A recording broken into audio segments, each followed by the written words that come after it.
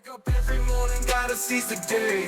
Got my dreams in my pocket, no time to delay. I'm on a mission, yeah, I'm on a crusade. Gonna make it happen, won't alone, get in my way. I'm a go-getter, no time for small talk. Okay, welcome. This is Shock and Profit on another episode. This one's going to have a title to it, which is a little new. It is called Cash Splash, the Good, the Bad, and the Taxpayer. And the idea here, we're going to be going over economic discussions, what the government spends money on, should Social Security even be a thing, and what effects do government spending have on society and free markets. And so I know we all have a lot of opinions on this. I think it's going to be pretty interesting. Hopefully, people get some value out of this. We did a little bit of research for this episode, and I guess we can kind of get this money machine on the road, and we'll kind of go over things. So, one thing we all have to be aware of is the government does not do things as efficiently as the free market. I think that's sort of universally known in any country across history. If you allow the private industries to do their thing, typically you're going to have a much more efficient use of capital. And I have a sort of little story here that we could describe exactly what we're talking about. And it's just like a little anecdote.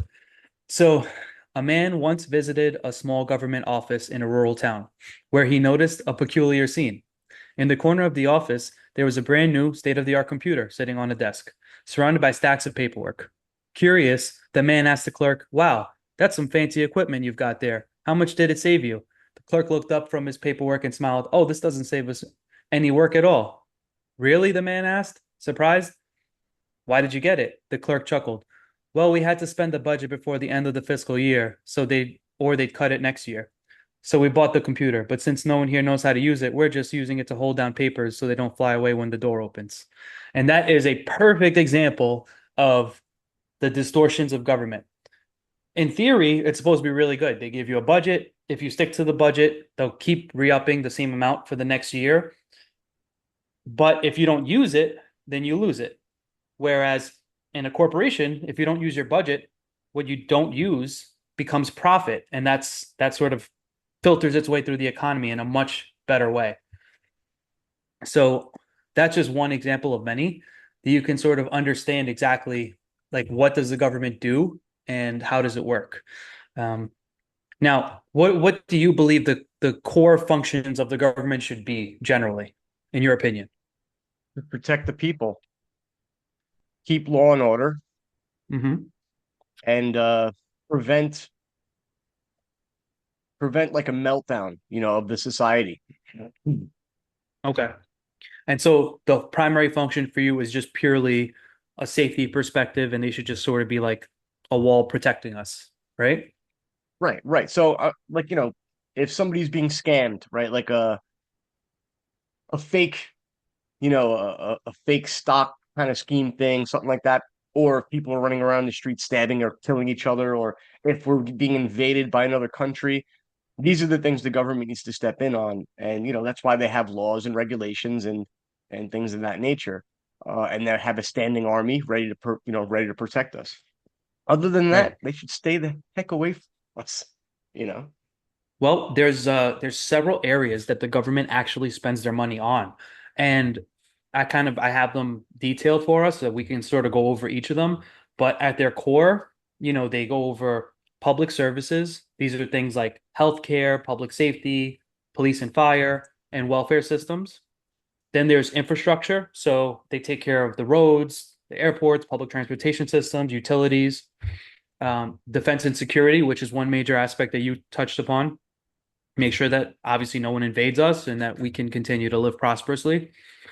Then there's public employee salaries and benefits. So these are things that, like your average bureaucrat that works in some office in DC, they just sort of move papers around and, Make that lots of money.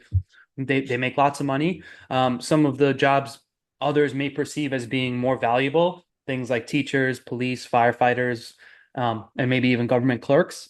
Now that's sort of a touchy subject. I don't know that all of them are necessarily required, especially on the teacher side of things. but we'll definitely dig into that.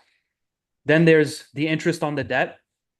And the way that we've been printing money in the last few years, that interest is skyrocketing. It's like getting to the point where, how are we going to even pay it?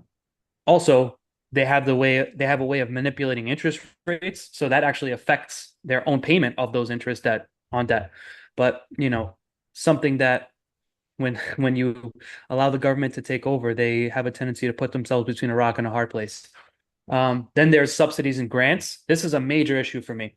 Subsidies and grants are the greatest distortion of the market that I think happens when it comes to any government spending, because they're essentially picking winners and losers, and they're trying to tell you exactly where you should be allocating your resources and your mental capital to get things done. And And that then also leads finally, to, go ahead. welfare and social security programs, basically your entitlement programs that people just get money in their retirement years and without having to plan for it themselves. It's the government just planning for you. And so, what's your thoughts? What do you think are things that we definitely need, or things that we could definitely do without? And maybe like give me your opinion on any of these that you like. So we can definitely get rid of the subsidies and the grants because that always leads to prices being distorted. Like we can see it right now with colleges. You know, the colleges are priced out for most families, and the reason for it is the government picking winners and losers, as you just said. We definitely need to keep the military, but the way that we spend in the military is ridiculous. I was in the military, and then I was repair parts petty officer. I was in the Navy, and the amount of money that the government spends on things, mundane things, is overinflated because they don't negotiate. They have vendors that become vendors for whatever reason, however they go through the process of becoming a vendor for the military, and then they just sell them things at an exorbitant cost.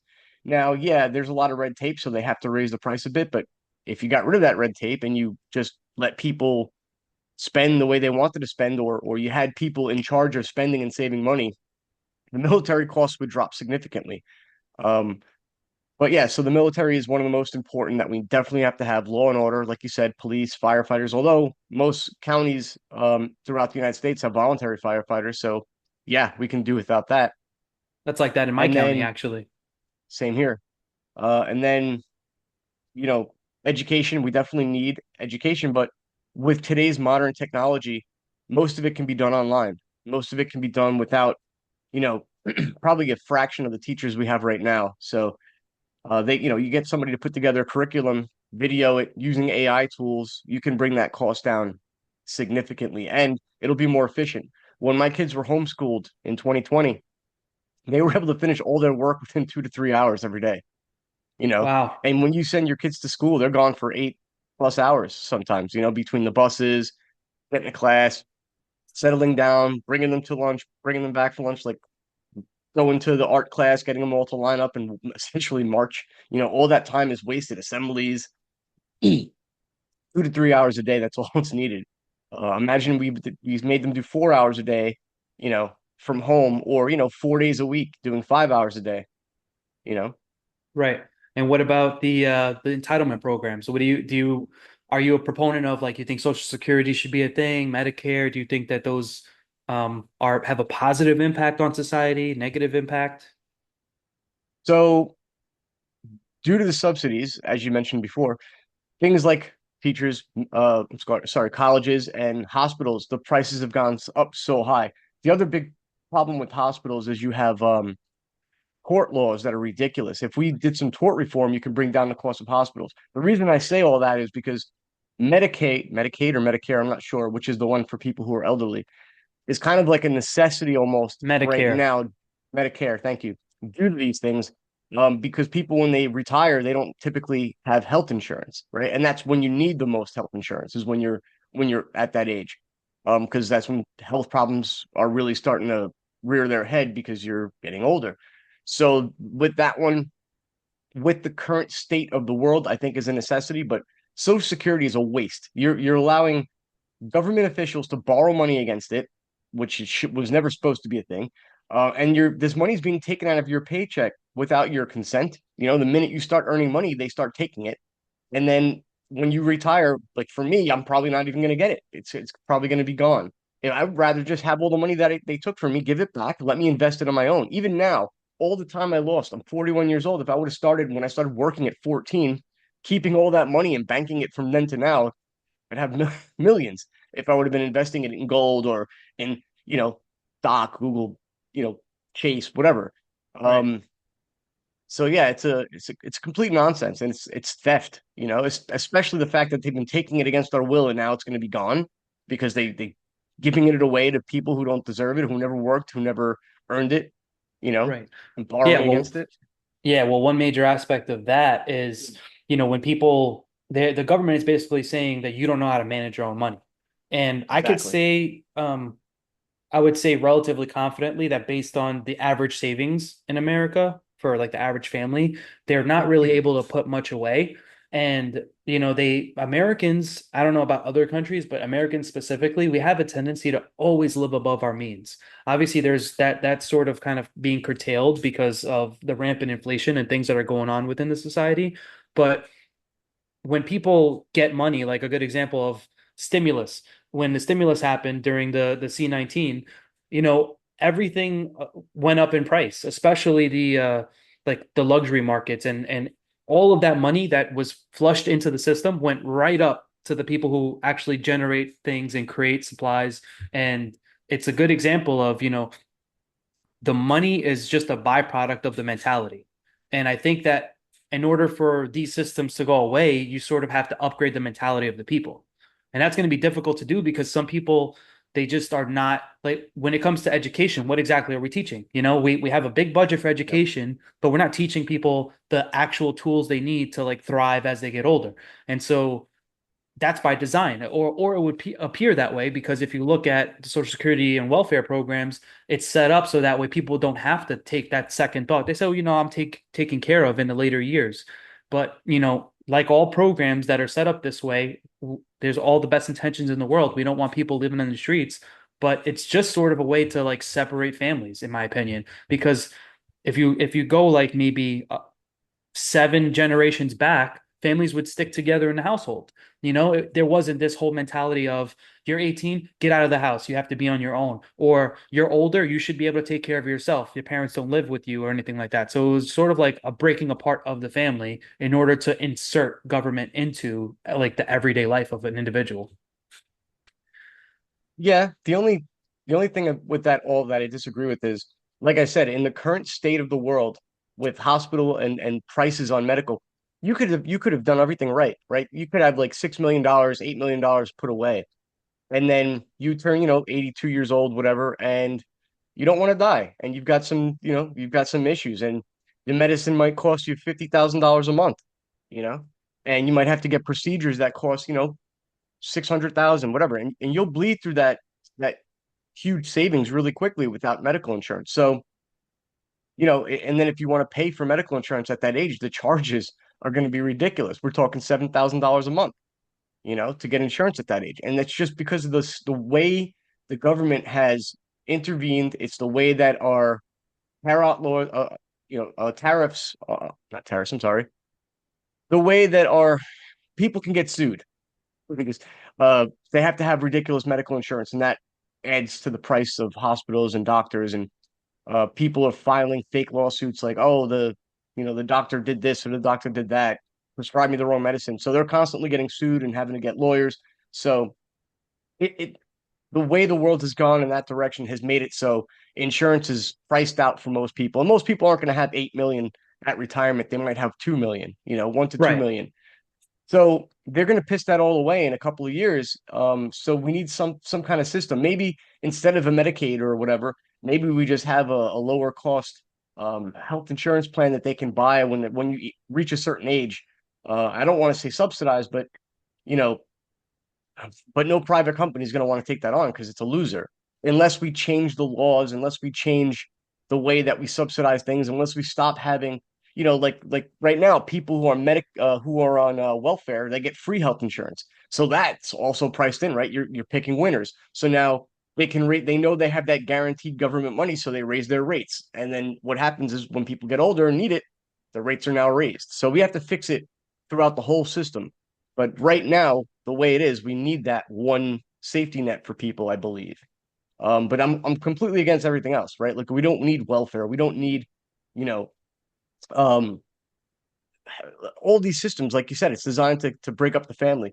If you've got a system where it says, okay, if you're a single mother with a kid, we're gonna put you up in this place, we're gonna feed you. And now, what's the incentive of staying together as a family? If a guy knocks a girl up and they're young, all right, we'll just split up and you can get your free room and board, and then I'll just come and live with you in your free house or your free apartment or whatever. Right. And I would say, okay, so you think that the medical assistance or the medical subsidies should be there, right? Right, just because of the way the world is, and just for people in their elderly years. Okay. Well, I think it probably comes down to more so on the education aspect. And when I say education, it's not just financial.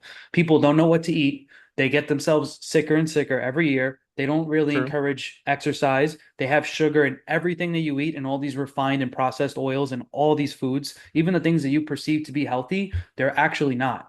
And you have to sort of like really dig in and see what you're putting into your body.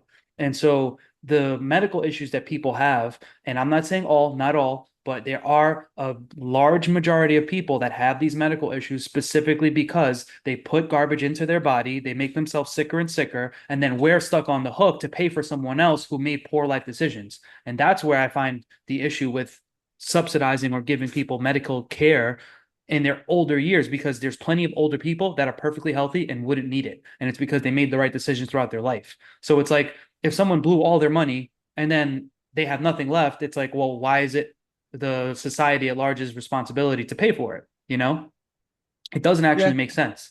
I mean, I could understand if there's like a genetic issue or there's like the fringes. And I'm not talking about that. A lot of people will probably give me pushback saying, hey, you know what? Yeah, I was born with this specific type of diabetes, or I had these issues like growing up, and it's just part of my fine. Those people, there has to be some type of testing for that. But I would say a lot of the issues that people have are just a result of the decisions they make. And I don't feel like it should be the responsibility of people to subsidize or to make sure that these people are covered in their healthcare costs because they made those decisions. It's like, there's no, like, there really is no safety net if you're just going to keep eating, like, okay, I'm going to take a statin drug to lower my cholesterol, but I'm going to go still wind up having garbage. I'm going to go to Chick-fil-A. I'm going to go to McDonald's. I'm going to go to all these places that kind of screw up my health with this new, it's just like creating Don't like, bash Chick-fil-A, buddy. well, they They have actually healthy have food too. even though healthy food that you think they have, it has lots of refined and seed oils in everything that they do. And I actually just saw a recent documentary about how these people, all they do is create a perception of health. And the reality of it is it's not healthy. And if you, in simple example, look at the people that you see online there. Look at the people that you see walking around. Do you see people in tremendous shape sitting down at a Chick-fil-A? No, but they're not eating. They're eating, chicken sandwiches. They're not getting the chicken cool wrap with 40 grams of protein and like five carbs or whatever. Yeah, but a chicken sandwich, it's fried chicken. What did they fry it in? What kind of breading's in there? It's got gluten and it's got all these spices that you're not aware of. It probably has MSG in it. There's all these different things that are in the food that all they have to do is create the perception. It's like this halo effect of like, I'm going to say it's natural. So this is what people are going to eat because it's supposed to be good for you, you know? Yeah, but the And grilled chicken salad, that's just grilled chicken salad. Now, if you don't put crap dressing on it, right? If you just put oil and vinegar, you're getting olive oil and so, vinegar. so let me ask you on the grilled chicken salad, right? For example, I know we kind of went off on a tangent, but the grilled chicken salad, do you see lines on the chicken? Are there It's like chopped up. lines It's just chopped chopped up. up? Okay, because I've seen where they just create these fake lines on chicken to make it Yeah, I've seem seen like it's that. a grilled and they don't have a grill. So it's like, yeah, But like there's in ways states to, like New York, they have to put the ingredients and they have to put the calorie counts and everything. And the calories are good, the counts are low, and there's not a lot of ingredients. It's chicken, salad, romaine lettuce, chopped onions, whatever else they put in there. But yeah, the problem is a lot of people then smother that with garbage sauce, and that's all full of crap. You right. know. And the idea would be, hey, I had a salad. It may have been a 2,000 calorie salad, but I had one, you know?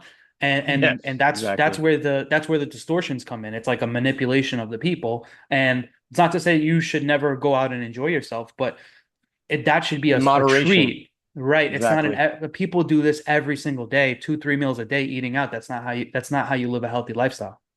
Right. Well, to get back on track here, elderly people also, they have slips, they have falls, like, they pull their friggin' shoulder closing the car door just because they're old and their bodies, they're not, even if the like I have an uncle who swims, he's 90 years old. He goes to the YMCA and swims. But he can't even do it anymore because he fell and he broke his hip. And he's trying to get through the physical therapy, but his elevator in his building is broken. So he can't even get to the Y to swim, even though he's in recovery because the elevator's broken. He can't make it down the stairs, you know. Right. So you know, medical call he has to like he has to wait for the elevator to even go to the doctor. He has to have that doctors come to him, and he's in great health otherwise. But if society was fixed and we didn't have all the winners being picked and the losers being picked, then the cost of medical wouldn't be so high, and insurance for health insurance wouldn't be so high. And then I'd say I 100% agree with you. But right now, I where we have the line, I guess, is the way society's gone and the way the government has screwed everything up so bad, and medical costs are so exorbitant, and health insurance costs go up and up as you get older. That that's really the only way to help right now to keep the elderly from just dying off when they have their first bout of I don't even want to say the word CA or some other kind of issue. But yeah, Right. I also agree. Like it's like a smoker getting lung cancer, and we're supposed to feel bad for them and subsidize them. No, fuck, you messed up, dude. That was your choice. Everybody was telling you smoking kills. Right. You continue to smoke and continue to smoke, and now we got to pay for it. No, no way. Right. And the other thing is these patent laws. These companies, they come up with a new drug, it's innovative, it's going to help you throughout your life, and the price is sky high. And then you see, and there's been studies done where you could see the difference. As soon as their patent expires, how much cheaper these drugs become, where everyone can have access to them. So a lot of times these patent laws, they allow them to have these drugs that are life-saving for such an extended period of time that it's basically like, you're putting their profits above the people's health. I understand that they had R&D and they paid for it and there should be a profit margin built in. But once you exceed that profit margin cap, you should still be able to sell your drug and it could still be number one, but there you have to allow for generics to come into the market. And I think that's a big reason why a lot of these medications are so expensive. Yep. And then a lot of times, as soon as their patent is about to expire, they repatent it. They change a couple minor things. They add aspirin to it or something, and then they repatent it. You know, Right. they should have the same And patent laws as everybody else. 7 years. mhm, That's it. exactly. And now, if you want to look at what the government spends in total and compare it to like the average household or the S&P 500, here's an example. The average United States budget annually is $6.9 trillion. The average household budget is $70,000 per year. So if you consider how many people would you say are in the United States currently? How many people live here? About 300 Like million? no, I'd say 500 million. You think 500 million? Let me see. I don't know. Population, bear with me, population of USA. Okay. So population United States, 334 million people. Okay. So You're good. 300, You're close. So I was off. 300. All right. So 334 million people live in the United States currently. If each household, now this is an individual family. So say that 334 translates to, call it, say this 3-person per household. That's 111 million households at a $70,000 budget. That's 7.79 trillion. So the government is like literally like just a hair lower than what it would cost for every household, their average budget. And that just goes into the coffers of these people who make policy. So it's tough. But then now if you look at it even on a grander scale, the if you figure the S&P 500, right? That's what everyone invests in. All the companies combined would approximate around $14 trillion of a budget every year. The government is just at half of that. And that's just like one entity. So, and Right. S&P makes up so many companies. So it's one of those things where a lot can be done, but no one's ever going to vote for themselves to have a lower salary, or no one's ever going to vote to get rid of these jobs because they believe that the goal is jobs. It's not productivity, like the free market, right? For the free market, you want to get more done with less. The government wants to get less done with more. And that's really what causes the distortions. Yep, and it's so counterintuitive. And there's so many of these government agencies that do nothing or do more harm than good. I forget who I'm quoting here, but whoever said, "Oh, great, a government agency is here to help," and thought that was a good thing. Right. And I even have a breakdown so that way you know what in each category the government's spending. So Social Security, a year, 1.3 trillion. Healthcare, that's Medicare, Medicaid, 1.4 trillion. Defense, 1.1 trillion. Our interest, just the interest on our debt is 800 billion, and it's going up as they keep printing more money. Income securities like SNAP benefits and welfare, that's 1.1 trillion.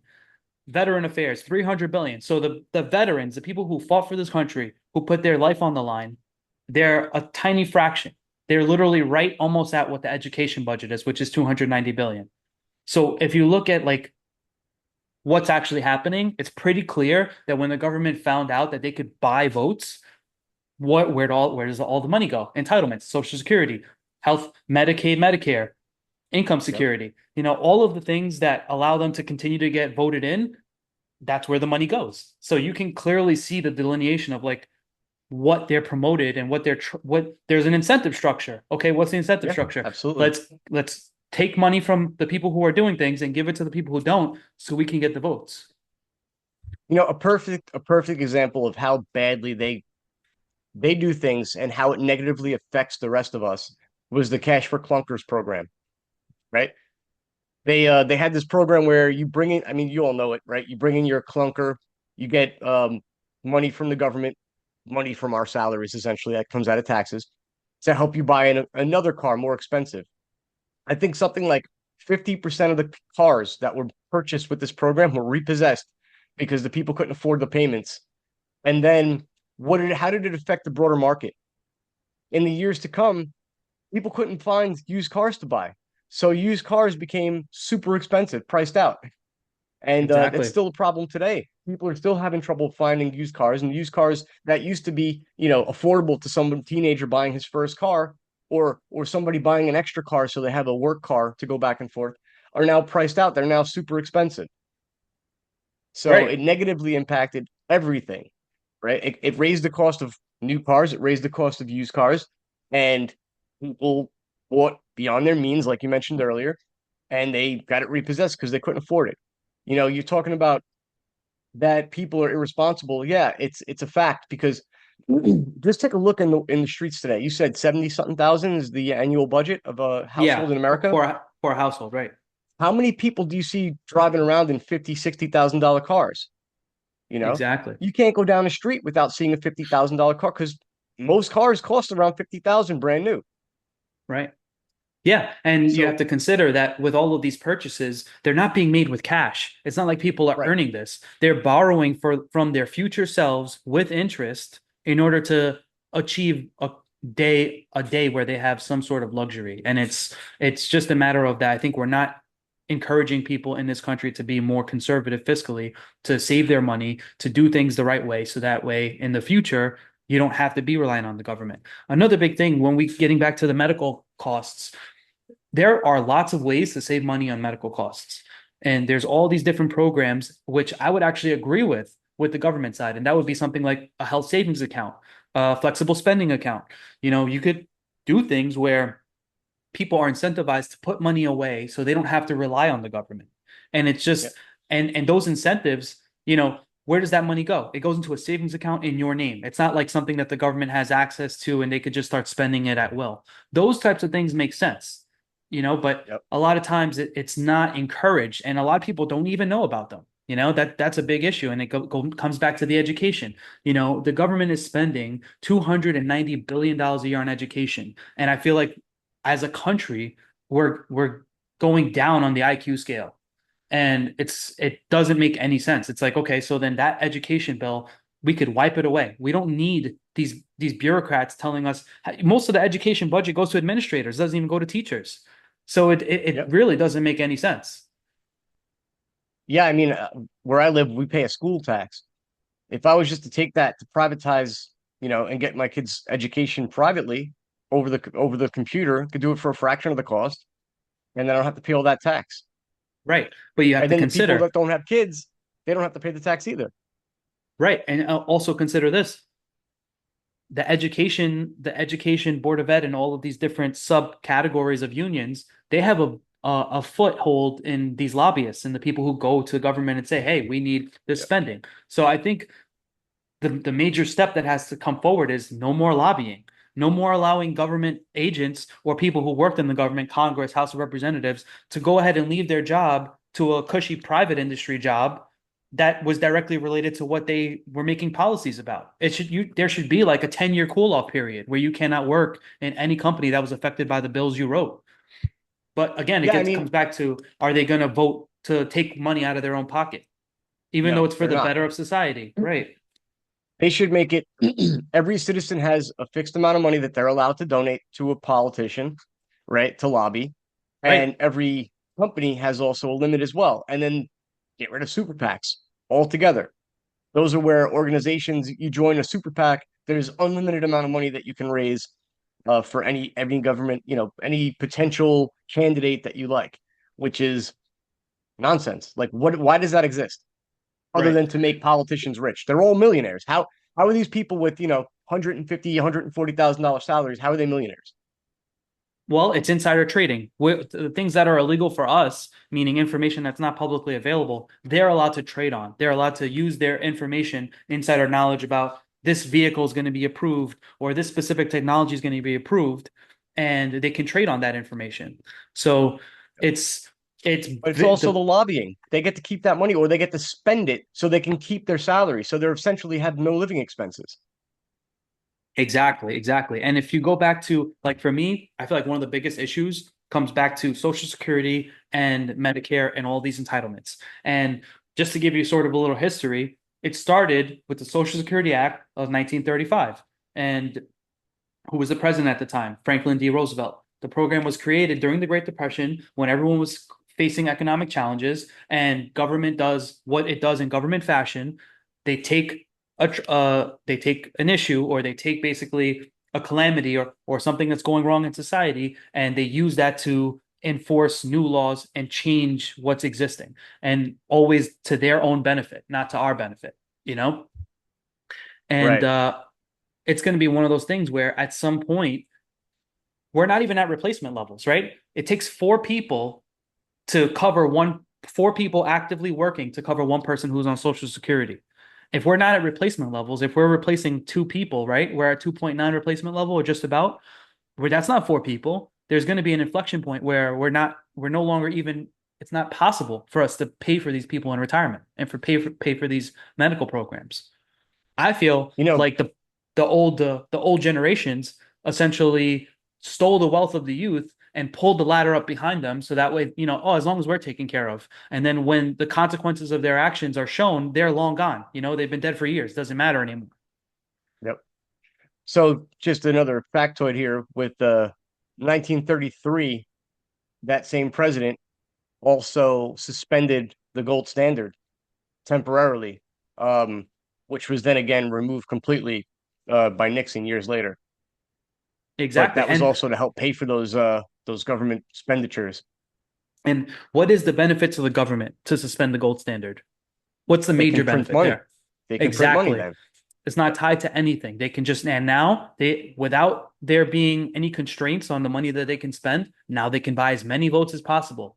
And that's where people get caught in this dichotomy of like, oh, should I be Republican? Should I be Democrat? Should I be independent? Not realizing that it's two sides of the same coin. These people that claim to be of your best interest are not doing a thing to help you. All they're doing is telling you what you need to hear so they can get into office. And I'll say I'm a fan of Trump's policies, but he spent more than other presidents before. So it's not like these things change just because there's a new Yeah. leadership. Well, on that same note, a lot of the spending he did was more for military, and that's because under the Obama administration, they cut spending on military. So he had to beef it back up, as it were. But Well, the yes, I big agree with issue you. is He the spent. spending in general. They should spend Yeah. less overall. It's like government does not create anything. Yep. The money that they receive is from the productive actors in society. And how did this country come into be? We wanted representation in parliament. And that's what caused the revolution because we had no representation and they were coming here and asking us for taxes. And we basically said, go kick rocks. We're not going to be doing this. And that's what led to wars. Yep. So we don't have that representation now, but everyone's living in a cushy lifestyle. So no one's going to ever give any pushback. This is basically the only pushback we could provide is by telling people that you're being screwed. You should know you're being screwed. You may want to ignore it, but you are, you know? Yep. Yeah, we really need to change the way these laws favor these politicians and allow them to vote themselves salary increases and, keep these super PACs and no term limits for Congress and like all these things need to change and we should be rioting in the streets. I'm not rioting, I'm sorry, but we should be protesting in the streets, like letting our voices get heard. I would never condone riots. Well, the main idea is it's part of the First Amendment to peaceably assemble and make Yep. yourself known to government. So it's not a matter of, it does not need to come to any sort of violence. It just needs to come to people understanding the system that they live in. I think most people don't understand exactly what's happening in their own society. People have this misconception that, oh, well, the government will take care of it and they'll spend the money and they'll do it, but they are not they're not generating money, even if you look at how the IRS handles things. These are people that I deal with on a regular basis. All they look at you is a customer, and it's a customer that's compelled by force to pay them money. You know how big my business would be if I could force people to give me a certain allocation of their salary? Yep. Of course. And so It's So yeah. there's there's a lot to kind of go over about this stuff, but obviously we're kind of passionate about it. I feel like we're sort of being screwed by what's happening. And I also feel bad for obviously I'm anti Social Security and Medicare. I'm anti all of these government benefits. But at the same time, there are people who are retirees, they're kind of not in their working years anymore. And it's like, well, how do you handle it? People have to kind of go back to the family. And you kind of have to this thing will not just turn on a dime, right? You're looking at like basically like the Titanic. You can't just like it's not a fiat. You can't just make a quick left turn. You kind of have to do things very slowly in order to get the outcomes that you want. And people toss up lots of different ideas on how we could fix it, and some of them are terrible, and some of them actually make sense. Perfect real quick example. before you get into that, it just want to say what you just said. It all goes back to education and the people in the education system, the lobbyists that you're talking about, the board of ed and all those people. Not only are they controlling the costs and who they're voting for and who they're giving their money to, but they also control the curriculum, right? Which is very important. So they actually they can feed disinformation or bad information to your children or some really radical really radical curriculum like it's not really the topic of our pod today, but like this gender policies and DEI and all that stuff, like they can start to brainwash the children into believing that these things matter and they're important, like social justice and you know I want my kids to learn reading, writing, and arithmetic. You know what I'm saying? Like none of that stuff is requirement in education, in my opinion. But okay, that's I just wanted to get that out there before we went on. Sorry to interrupt. Well, that sort of gets into exactly the distortions that the government creates. Now you're telling people go into the system, learn these specific things. You go out and then now you can see it going on in certain companies as you've seen like the different campaigns and the different slogans. These people are coming up in an education system that teaches them to think in this specific method in this way. And a lot of times we have this confirmation bias, and I feel like the social media has become sort of a tool on that they use because they can sort of put out different propaganda and put out lots of misinformation specifically so there's a lower trust society. They want people to, even if they see something that happens to be true, they want people to not believe it and question it. Don't believe what's right before your very eyes because there's so many different plugs and things that are going out that are completely incorrect. A good example of it is like if you go on X, You see lots of people putting up all of these conspiracy theories and things that may have happened, and then you bring those things up in conversation, and you realize a lot of it is incorrect. Some of it could be right, but you have to like always verify your sources and really like be careful of who you get your information from. Hopefully, people start getting their information from us, as well as lots of others, because I use the internet more than anyone. I think probably just to get anything that I need to know. I'm not going to go to like your traditional sources. I'm not going to go to your NBC, CNN, all these, like I would say, corporate media. People like to call them the mainstream, but if you look at the numbers, their ratings are crashing because people are starting to understand that these people are just another wing of the government, a propaganda wing to make you believe things in a certain way. Absolutely. And now the social media is taking up the mantle and they're doing the same thing, you know? Right. Like a perfect example is the Hunter Biden laptop story, right? They said that that was misinformation, disinformation, and now it came out that it's true. And they basically hid that information to affect the results of the election. Yeah, I mean, a good example. They took down New York Post's New York article Times about it. Post. Yep. Yeah, New York Times Post. No, not New York Times. New York Post. Oh, the Post. Got The it. yeah, New York Post. 100-year institution. They put out information that was 100% correct, and they banned it. And I Yep. think that's why people like Elon Musk are making huge differences in society because they are allowing people to actually speak. Imagine where we'd be now if Elon Musk didn't purchase X. All these different platforms are all on the same page. They all are in full agreement. It's not a coincidence that when they put out that this is not allowed, it's somehow not allowed universally on any of the platforms.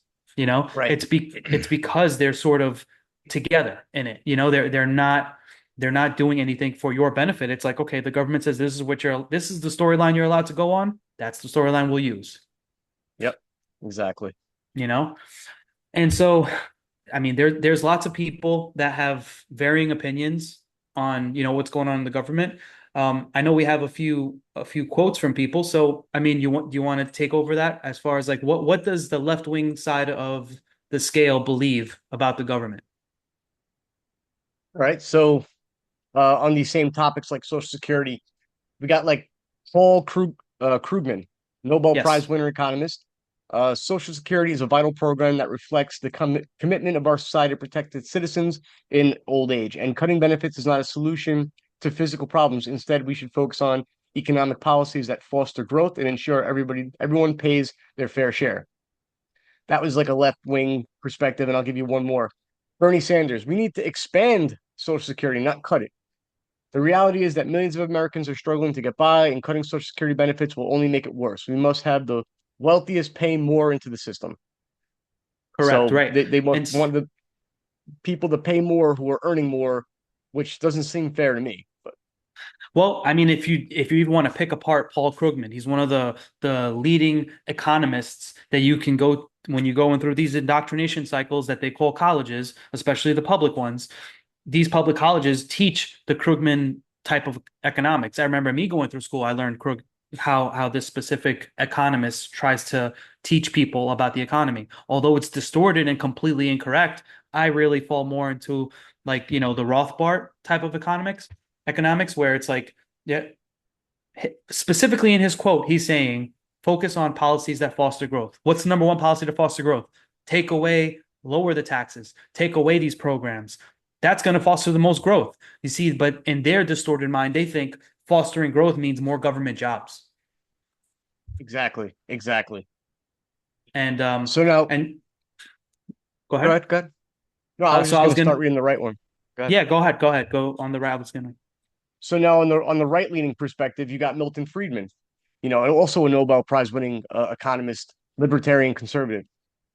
Government spending, particularly in the form of entitlement programs like Social Security, often leads to inefficiency and can stifle economic growth. We need to consider privatizing Social Security to ensure that individuals have more control over their retirement savings. So essentially, we can invest the money ourselves, put it into our own bucket, and ensure that nobody can touch it. And that's going to be the growth. Just the amount of money that government takes away from you for Social Security. If you would have just kept that money in a savings account, how much money would you have over the course by the time you're ready to retire? Yeah, It's you it's you would ridiculous. you would have exactly what you need to survive. And you see with Right. Milton Friedman, there's a lot of things I agree with him on, but one thing that I will never forgive him for is he's the reason why we have federal withholding. He's the reason he came up with this brilliant idea. Instead of making Americans pay at the end of the year, let's take it out of their paycheck as they make it throughout the year so they don't notice it. But you know why? If people had to cut a check, say you got the entire amount of your money and every employee got all of their money and they had to cut the check to the government for their portion of the taxes, there'd be a lot more questions. Why are you spending this money? Where is it going? And why am I giving you this check? It's such a sneaky, backhanded way. And even people like that, it comes back to two sides of the same coin. This person may be for, being fiscally conservative and making sure the government doesn't get the funding, but he developed a program that allows them to dig their hairy little hands into our pockets in order to Yep. fund the things that we don't agree with. Right. And the government does this tactic with everything, right? And people say it's a slippery slope argument, but it's really not. And it really makes a lot of sense. If you wanted to control people, if you wanted to change something, if you just changed it radically overnight, the people would go nuts. They protest, they'd riot, maybe. But if you slow roll it, take away little pieces of it, little by little, then people don't notice so much and they don't freak out. That's why, just I'm really big on the Second Amendment. So anytime they create any kind of law that changes our rights to guns and ammunition or whatever, the hard right people like me on this topic specifically are going to freak out and they're going to make their voices known because we know how it works. You're going to slow roll it. You're going to do this. Next thing you know, we're all on a list. Next thing you know, we're all getting confiscated. And then, now we don't have any other amendments, right? Because the Second Amendment protects the rest. Yeah. And the way that I would I know we're specifically talking about budgeting, but just as an example for the way that this whole system works, the way that it appears is that the Republicans and the right side of our society are sort of hell bent and intent on winning the argument and explaining exactly what we believe. The left side knows the reality and the facts of it are, it doesn't matter if you win the argument. It matters if you get more names on a piece of paper. It matters if you're able to harvest ballots. That's why all of these voting laws were changed in the first place. That's why they're specifically completely against any voter IDs, except every other part of society, it's okay to have an ID, except for when it comes to voting. So, I mean, that's a really good example, kind of off topic, but it's just something that, we should be aware of is that like although we know our argument is sound and we know that we can kind of speak with the best of them, they understand something that we're sort of like ignoring. And it's that the reform has to start with how we're voting and making sure we can go to paper ballots. We can go into an area where you actually have to win the argument. And it's not just like, I'm just going to go to this nursing home and collect all these ballots and, oh, you voted for this guy. I happen to lose it. And then send all the ones that you agree with into the ballot box. Those things should not even exist anymore. Right. And so, not that people in those positions should be voting anyway. I think you should be a landowner and, anyway, I'm not going to get into all that right now, but right.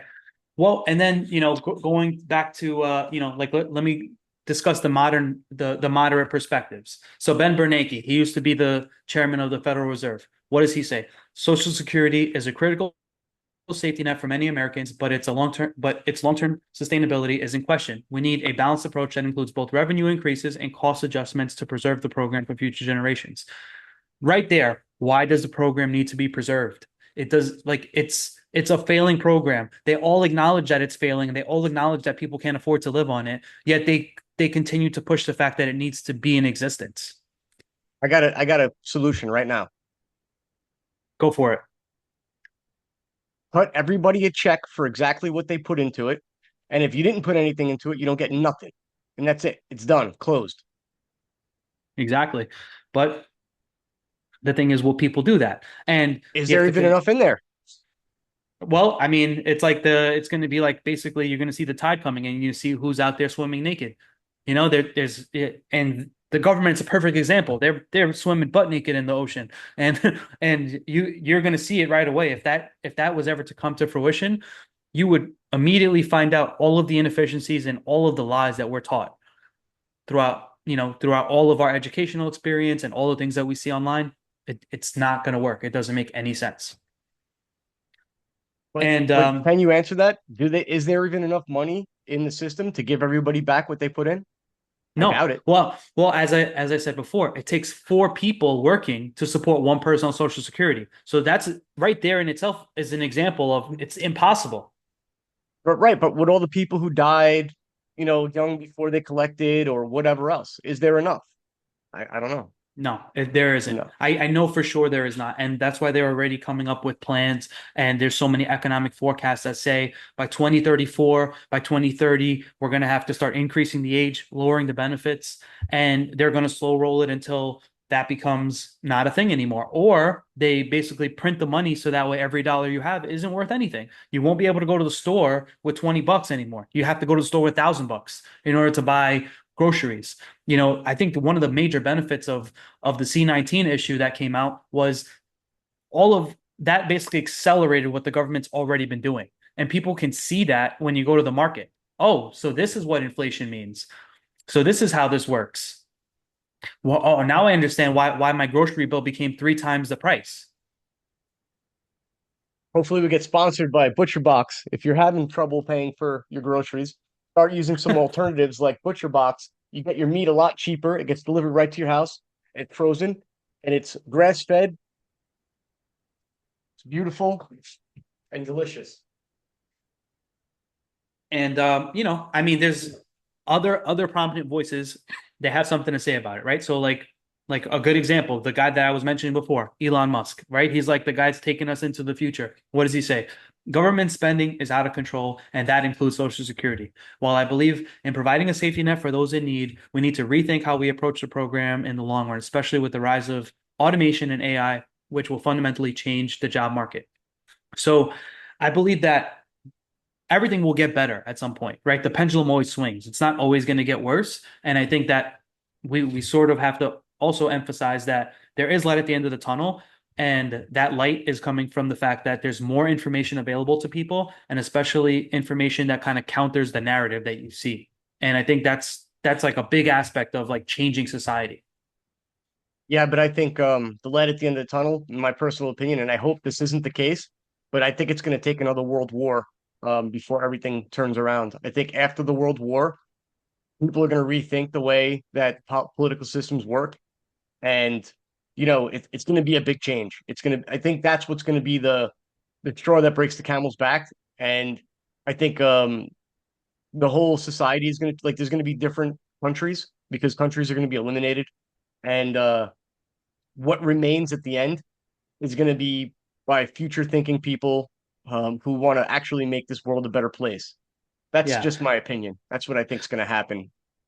Well, I mean, basically there's lots of books and lots of articles out there that sort of point towards that, and you kind of see it in different pockets of the world that that's starting to happen. And you that's a scary prospect. You want to avoid violence at all costs. But the thing is, even with that, it is a big pendulum. There was a time when there was the Roman Empire. They were in charge of everything. What happened? Gigantic wars. Their empire got broken apart. Then things kind of settled down. People split apart. They figured out what works for them and what doesn't. And now we're going back to this centralized one, unified idea that everyone should be on the same page. These are like the globalist type of agenda doesn't really help us. And I just feel like it's going to get worse, then it's going to get better, and then it's going to get worse. And the thing is that people have to, especially today with the advent of technology, you can sort of in real time see what were advocates saying, what were proponents saying, what were people in this time kind of describing about society, especially like, we're talking now what's going on today. How good would it be if we could get a YouTube video of two or three people prominent in the 1920s or in the 1800s? Like, what was their perspective? At least Right. this That stuff would have been will great. be like, exactly. At least this stuff will sort of be like in time. People will, ideally, they'll be able to find it. Of course, I would assume that at some point the government will intervene to like not allow certain information to get out there. That's just the nature of governments. But as long as we can sort of decentralize and free up that flow of information, things will get better, and they should be able to stay better as long as we don't destroy the systems that we have. Agreed. Speaking of this topic and war, do you know that like London or England, they're like on the brink of a civil war over there. Yeah, and what's the response from government over there? They're going after the people who are natives that are protesting about what's going on. They're not trying to help their populace, and it's just because in these major cities, The they're not even globalist the agenda. well, they're not even the majority of the population anymore. I think Yep. in London, the major city in Britain, only like 30% of the people are native born London. Everyone else is from other It's areas. immigrants. Yep. Right. So it's like, Or refugees. and it's not to say that people shouldn't move around. You're more than in your rights to try to get a better life for yourself, but you have to do it the right way, and you sort of have to assimilate to the society that you're going to go into. Like, I believe if you're coming into this country, I'm an American. If you're coming into America, you shouldn't come into America with the idea that you hate America and all of these things are, this place is terrible and that you're like entitled to anything. Like generations past, they would come to this country wanting to make something of themselves and wanting to contribute. And now it's like Right. you see these videos of people on X or on YouTube saying, "Oh, I'm going to Burning teach you how flags to and burning flags. I'm going to teach you how to squat in people's houses. We're going to band together and do these insane things that like are ultimately bad for the society. And so we right. we Like need. I was going when to say my we need. family, but I was going to say we need government to. It's not like we necessarily need a bunch of new laws. We just need government to enforce the existing laws and not do it selectively, where they choose who they want and creates another distortion. Who do they want to be in charge, and who do they want to run things? yeah, I mean, when my family immigrated from Italy, they came here waving the American flag. Like I want to be American. I want the opportunity. This is the land of, there's gold paved into the pavement. You know, Right. um, and then they did really well, my family, when they came here. They didn't get government assistance. They worked hard, and they saved, and they did what they had to do. But this all goes back to the Obama era, right? When and I say error, not era, because it was an error. Um, so one of the things about that, he allowed propaganda. He changed the laws that allowed the government to put out propaganda, and that's why we are so torn these days. Like that's why it was never so polarizing, but now it is. That's one big main thing that I wanted to get out. And the other thing is, you talk about like the globalist agenda and how everybody was need to be on the same team. Think about when Obama was doing his world tour, telling everybody who's going to bring in refugees and forcing them to bring in refugees. That was all controlled by the United States. Like the Obama administration basically told everybody, "I need you to take more refugees in," and that's why we're in this mess right now.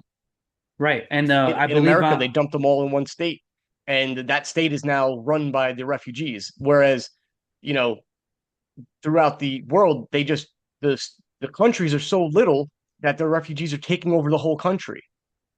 exactly.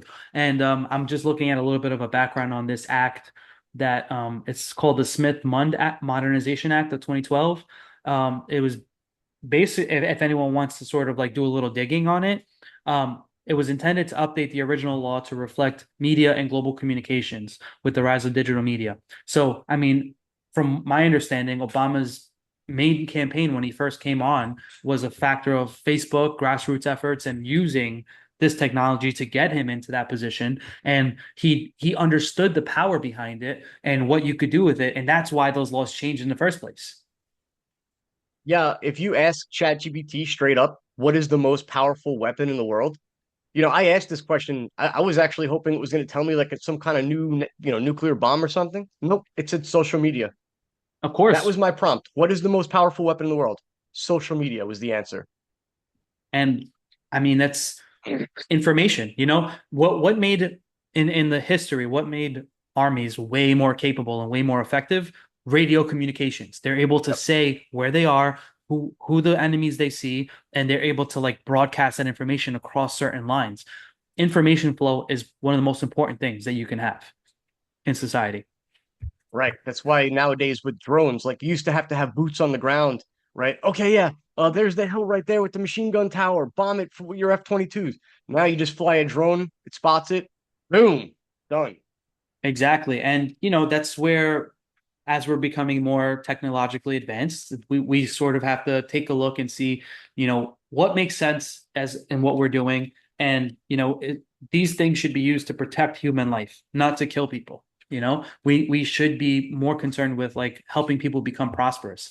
And if they dedicated as much time, effort, and energy into continuing all of these global never-ending wars and instead try to help the populace, people wouldn't be wanting to leave the country that they live in to come to this other country to get something for free. They'd be happy right where they are. There's no need for them to leave because things are already good. It just Yeah, comes to the fact that the people at the top just steal from the people at the bottom, and it's not a pure meritocracy. right. I mean, if you look at some of these countries where the people just want to kill others, right? It's because, like you said, the people at the top are brainwashing them to Right. hate and to want to kill and to want to do these atrocities. So they go ahead and do it, and then it's a never ending cycle because these people, like, there's some countries out there that if they just put their arms down right now, the war would end. But they're never going to do that because these are the people that just want to kill everybody else. Right. Um, and they're doing that so that the people in power can gain more power, they gain more money, while the people that are going to do these wars, they're poor and they're dying. And um, a lot of people say this is also part of another government conspiracy, another globalist government conspiracy. And there's a policy, if you look it up, it's called Agenda 21, where it's about sustainable development. So the theory is that the government causes these wars and creates these diseases and to kill the population off so that we can still feed the people who are alive, you know. Right. Right. I don't And know if it's true this or not, but Well, I mean, getting back to the economic side of things, there have been some proposals that could potentially change things, make them a little bit better, or probably make them worse. Just to name a few, there's been ideas thrown out there like flat taxes, universal basic income, national lottery. These little things.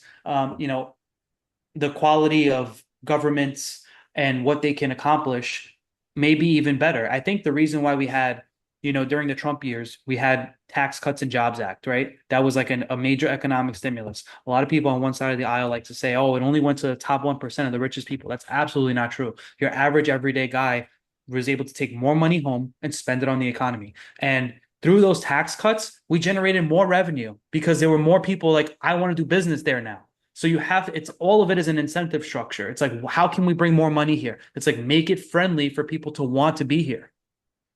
like what Obama said, how is he going to bring back jobs? Is he going to wave his magic wand? Yeah, he cut the taxes, and the company started building stuff here like they stopped doing in the past because, like you said, it incentivized them to do business here.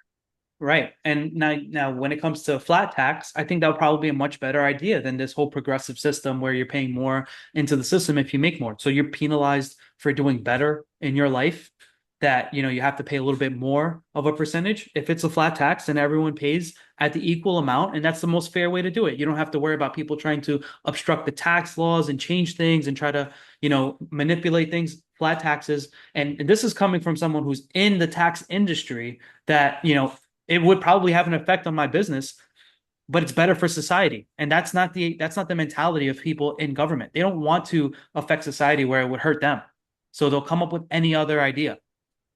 And you're a genius, right? CPA. So even if that part of your business went away, you'd still be doing great jobs like doing business consulting and everything like that. Right. But a lot of CPAs would go under, right? And all the jobs, the benefit to this, aside from the flat tax rate and everyone paying the exact same, percentage, you get rid of that whole wing of government. The IRS goes away. How many employees in the IRS?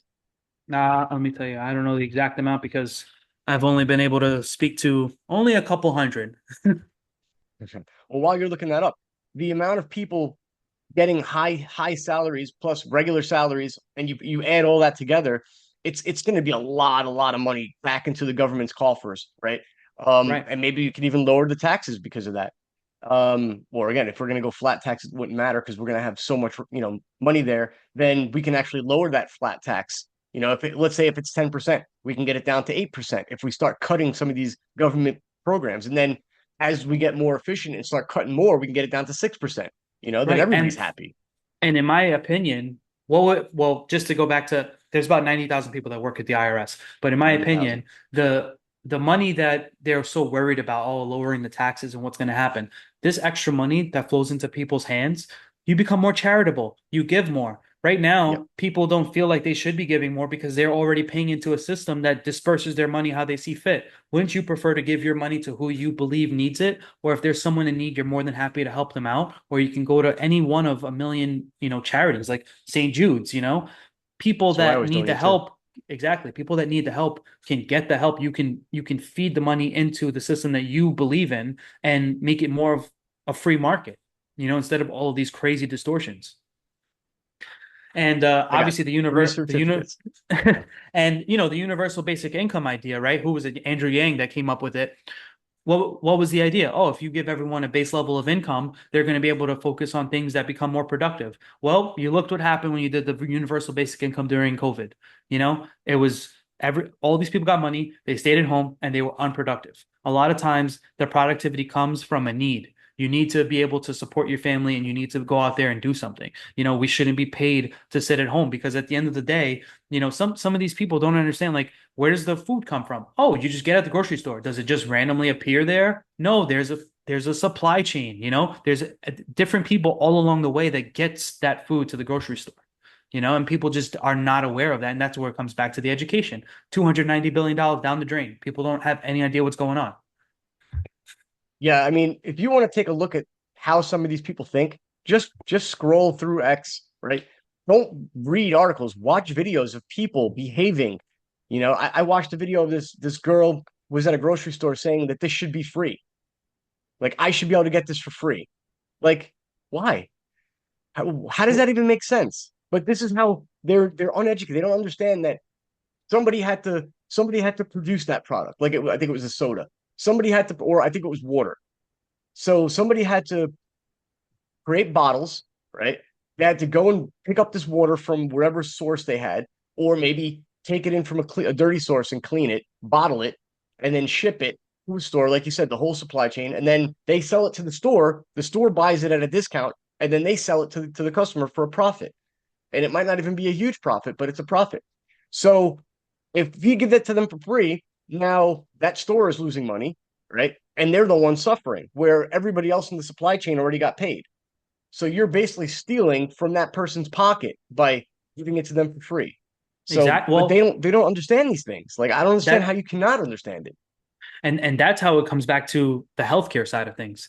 This free health insurance and this free Medicare, Medicaid thing that creates distortions in the market. You have to understand you're paying for someone's service. They went to medical school to learn XYZ. They went to bioengineering school to create these drugs that can save your life.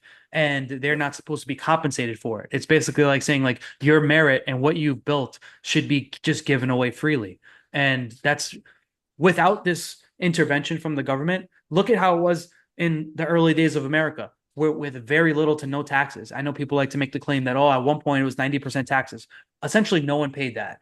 So if you just look at look at the Industrial Revolution, what was the taxes during that time? Like, look at how we created airplanes, we created, radio communications. All of these things came about in areas with low regulation. And where we are today is in spite of the government spending. Imagine how much further along we'd be. We'd probably have a direct tunnel to the moon at this point if we didn't have all these governments involved saying that we need to take a cut of what you get. Oh yeah, perfect example of all this, buddy. Look at NASA. The amount of billions of dollars they pissed away, right? If they fake the moon landing like we think they did, right? But look at all the billions of dollars they pissed away over the years. And Elon Musk comes along in like, I don't know, what was it, 7 or 8 years? He created a rocket that can reland, you know, Right. and essentially for a fraction of the cost that the government was doing it, where they were wasting and just dropping parts and not reusing them. It's private sector versus government spending. Right. And it comes to, okay, and there's proponents that say, oh, well, you know what? They should pay their fair share, especially, the rich people. But it's like, okay, who's going to do better with your money? Is it going to be you, the job creator, the business owner, or even the employee that's going to decide where they want their money to be allocated? Or is it going to be some government bureaucrat that decides, you know what, we should be giving more money to people who decide not to work? It's like Yeah. a no-brainer. I think a solution, simple. If you get any sort of government benefits, you're not allowed to vote. I agree. And then if it's okay if you get them, but now the people who are paying for that specific benefit have to Get decide to if they want to decide. keep Yep, exactly if they want to pay for exactly. it or not. And I think that's fair. I liked during Vivek Ramaswamy's campaign trail, he mentioned something that I thought was pretty interesting, and I know they'll probably never implement it, but it should just be if you want to be able to vote, sign up for the selective service. You don't have to fight, and this is men or women. You don't have to fight, but you should be if you're going to vote for someone to go to war, you should be on the line if something actually happens. And Yep, if you don't want to go to war, then guess what? Don't sign up for the selective service, and you don't get to vote for it. yep. I agree with I that. think I think it all comes down to like, are you putting into the system or are you taking out of the system, and what's your incentive here? Speaking of that, gentlemen, I liked a lot of the things that he said about shutting down all these three-letter acronym government agencies, Right. just getting rid of them. That would be great. That would be such a cost savings to the country. That's how you're going to fix this trillions of dollars in deficit that we have. Is you got to start eliminating all these bureaucrats that make decisions that we're never supposed to make decisions. It's funny that in our society we escaped the the lords and ladies and kings and queens, and we moved to another country saying like everybody's born equal. Nobody's a king, nobody's a queen. We have to vote for somebody to make the decisions, and we have to have representation. If you're no taxation but representation, we have to have representation in the government that's going to act in our interest. And then what do? We set up a society where the politicians are essentially now like lords and The ladies, lords and ladies. and Yep. and then you have these bureaucrats that are also like dukes and barons, and they get to make policy and make laws and um, get rich. What nobody voted for them; they just got placed there. They're the cousins and nephews and nieces of the people who got elected.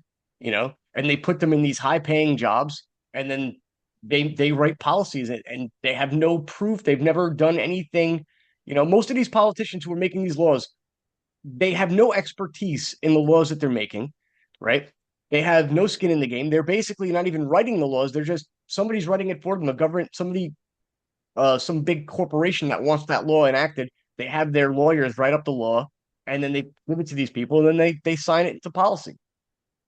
Yeah, so I think that, we sort of kind of explained, hopefully everyone understood that there's distortions in the market when it comes to government spending. It's not always the best idea to have any sort of interference in your personal life or even in your business life, that the government typically doesn't make the best decisions with money. And, it could come in lots of different ways. The main thing should be cut your government spending, which is going to be difficult to do. Reform the tax and revenue generations, and if they're gonna be in place, which government does try to make it seem like they're necessary, they should have better public-private partnerships where, in order for someone to be able to qualify for a government project, they have to have a proven record in the private sector. I think that's probably the best way to go about it, and sort of eliminate a lot of the redundancies. A job is not a job just for the sake of a job. It has to be for an ultimate end goal. You're creating something, you're producing something, you're helping people, you're exchanging your time, labor, and service. It doesn't feel that way, especially if you've ever spoken to any government agency. Go to the DMV, they're not there to help you. They just want to get through the day and keep their salary and be done with it. And without having some sort of accountability, things will always just keep degenerating. One more thing I wanted to bring up on this whole topic. People hate Jeff Bezos, right? Because he's a super billionaire, and he doesn't. There was a couple of years where he paid zero personal taxes. Right. But if you look at the amount of taxes that his company paid, right, it's astronomical, right? And then also think about all the employees that he has all over the world. They all pay taxes. So that organization, right, generates so much tax revenue for the government. So just because he personally didn't pay any taxes because he had losses, which whatever, he's taken advantage of the tax code, you know. But if you had a flat tax, that wouldn't be the case. But his corporation is still benefiting the whole society if you think taxes are a good thing. And yeah, there is some benefit, right? Like as we talked about, there are some necessities. We need some tax revenue, but the wasteful spending is nonsense. If if we had people in places that did the job properly, right? Like we voted in somebody to be our economist that was a ex, you know, billionaire who knows how to make cuts and spending. Let him look at these, negotiate these contracts, right? Look for the military. You're buying these planes for like whatever $1 billion each. If they were to negotiate and get a better rate and reduce the cost, that would be a huge win for us. If every item that they bought, every package of food that got delivered to a Navy vessel was negotiated for a better rate, if they switched to getting the steaks like I'm getting from Right. butcher box, you know, instead of going to some, whatever place that they're going right now and getting overcharged. If every aspect of the government was doing this and flying lean, and if the government agencies that have to exist, like the DMV, if you want to say it needs to exist, if it was being run like a business where they were trying to run as lean as possible and be the most, get the most done in the least amount of time, how much more savings could we have if we took the same approach over every government agency instead of eliminating them, right? Some of them could be eliminated, but instead of eliminating them, if you hired the top experts to run these government agencies instead of just giving it to some person who's your friend or family, how much more lean could we run? Of course. How much better could the government run? I mean, the easiest way would just you have to modify the compensation structure. You have to make it so that way they're incentivized for that. So, like one good thing that they could potentially do to help this whole situation out is, hey, managers that are in charge of any specific budget or any specific area of the government, if you come in under budget, you get 50% of that as a bonus to you. So that's guess what? Now you're incentivizing them to become more lean and to do more. And if you don't have these compensation structures in place and it's just like unlimited funding and we just have to keep up our budget, you're always going to have this issue. It's like any regular corporation, right? If you consider the United States a corporation, you have to modify the comp structure to incentivize the behaviors you want. Okay, and that's the business aspect of it from profits perspective, but what about how do you physically stop somebody high up in government like just installing their friends or family in those positions instead of getting somebody who's actually worth their salt in that job? Well, that's where you get to when if you have that compensation structure in place, now if you're hiring jobs that are not necessary, that directly affects their individual personal income. So those people are Right. disincentivized from hiring these people because, hey, I could have a much bigger bonus if we just are lean and mean and we make sure we get things done the right way and we don't have as many people. Right, but that guy that is in that position got put there by his uncle or his cousin or whatever, and yeah, he wants to work in his best interest, but he's not qualified maybe, right? So how do we get rid of him when he's not when the business isn't running lean? Like if you get enough complaints at the DMV, when does the manager get fired and they find somebody else? And how do you prevent that person that's getting brought in from not being another friend or family or whatever of somebody high up in power? How do you make that structure it's like a organization? Well, I mean, you're in that position now, right? So the idea would be switch the structure as it stands now and going forward, so that way these inefficiencies are addressed over time. And by people working in their own personal interest. They don't even necessarily have to be working in the interest of the people that they're supposedly helping. They're looking at, okay, how can I make some more money? This is how I make some more money. Make sure, oh, my uncle, he wants to do this Department of Transportation job. Does he know anything about it? No, if I hire him, I'm making X less money, you know? Oh, And so you're saying even further up the chain, like even the politicians themselves, not just the bureaucrats. right, So if the politician, with the politicians, this came directly from Warren Buffett. Really good idea. Easiest way to fix the problem. Anytime I believe it's anytime the GDP is below a certain threshold, that none of the members are eligible for being reelected. You know, so it's yeah, basically saying great. that like they should be working on the interest of the people, but it's not the case. Although this would be a solution. Yeah, that's a great idea. I mean, not that I'm a huge fan of Warren Buffett, but he knows his stuff, you know? Well, you don't get to that level by accident. You know. Right, right. Absolutely. Um, and so, just sort of to button it up, our main message here is spend wisely, save your money, and don't trust a politician with your piggy bank. That's basically the best way that I would kind of summarize everything. And I encourage everyone, dig deeper into any specific topic or item that we kind of covered and make sure that you understand it. And if there's questions, we'd love to interact. So post some comments and we'll definitely we'll get chop it up with you. And if we can, we're thinking about putting together an X account. So we're gonna start trying to post polls there. And you may not know us right away, but you'll see us in your favorite podcasts and your favorite public figure. We'll start putting stuff in their comments so that way maybe we could get some more people engaged in the conversation. Yeah, man, sounds great. Just like you said, hit that like, subscribe button, and we look forward to talking to you guys. Leave some comments. We'd love to chop it up with you. Yeah, we'd love to have you on. Yeah, and of course, if someone feels like they have something to add, or even if they want to be a guest, put a guest spot in here, we can get 3 or 4 more people in here, and we could all have a roundtable discussion about any of these topics, and they're going to be deep. So hopefully we'll see everybody soon. I know just so that way people have a little bit of an update. We're both going through a little bit on the personal side, some improvements in our own lives. You start a new position, and me just growing the business as it is. So it hasn't been as frequent as we'd like, but we're gonna try to, every time we put stuff out, we're gonna try to make it as high quality as possible, and hopefully you guys notice the improvements. All right, guys, thanks for watching. Signing off. I'm on a mission, yeah, I'm on a crusade.